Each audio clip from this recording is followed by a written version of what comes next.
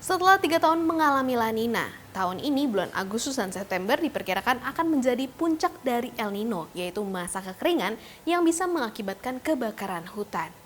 Nah, kebakaran hutan ini sendiri bisa terjadi secara alami ataupun kesengajaan. Faktor kesengajaan ini seperti kata pepatah mengatakan, api mati, tumbuh sawit. Dalam arti ada oknum atau perusahaan yang mau membuka lahan sawitnya dengan membakar hutan. Berbagai macam upaya dilakukan pemerintah untuk melakukan mitigasi bencana kebakaran hutan ataupun modifikasi cuaca. Namun, apakah itu bisa menyelesaikan akar permasalahan dari kebakaran hutan ini sendiri? Karena dampaknya bukan hanya ke masyarakat sekitar, namun juga perubahan iklim yang kita rasakan. Indonesia ini agak berbeda dengan negara-negara lain. Ya. Kalau kita lihat secara global, siapa sih emitter yang paling besar gitu ya? Sektornya itu kan sektor energi. Nah, tapi di Indonesia yang paling besar itu di sektor kalau di Indonesia namanya Volu gitu ya. Kalau di luar itu namanya secara global namanya land change and forestry. Nah, itu kalau kita lihat ya 15, 19, pokoknya ketika tahun-tahun karhutla yang cukup besar khususnya di ekosistem gambut, itu sektor Volu itu menjadi kontributor utama tuh dalam pelepasan emisi karbon yang paling signifikan. Pada Juni lalu tercatat 7.857 hotspot api. 2.080 diantaranya berada di konsesi-konsesi korporasi, yang tentunya memiliki resiko tinggi terjadinya kebakaran hutan dan lahan.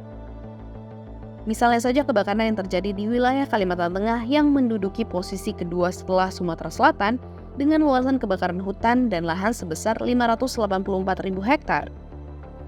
Dampak dari kebakaran hutan ini bukan hanya penyakit yang diderita oleh masyarakat sekitar, namun juga hilangnya budaya.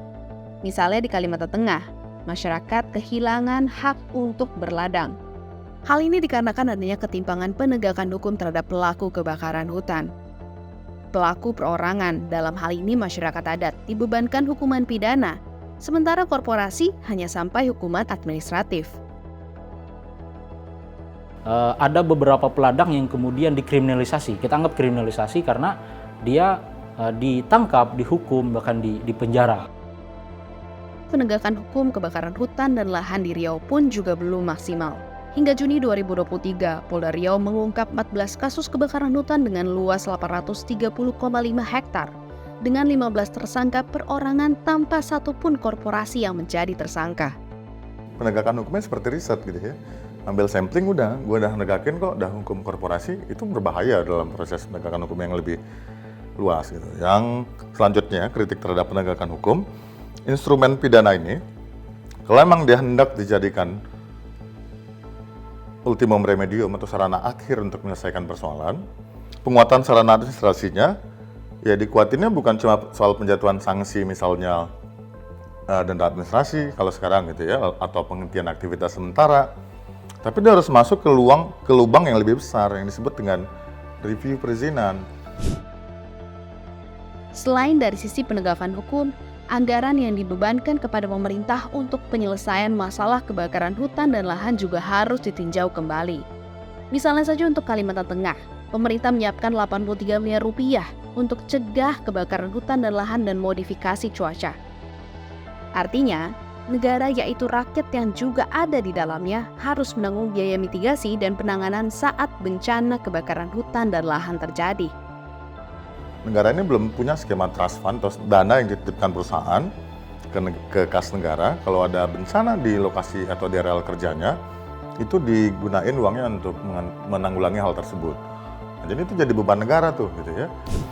Titik-titik api sudah bisa diprediksi, namun membutuhkan hati nurani untuk menghasilkan solusi. Pemerintah bukan hanya menjadi pemadam kebakaran, namun juga bisa menghasilkan solusi yang tepat sasaran. Bagaimana menurutmu? Taruh pendapatmu di kolom komentar di bawah dan jangan lupa saksikan Ada Apa Hari Ini hanya di YouTube Tempo.co.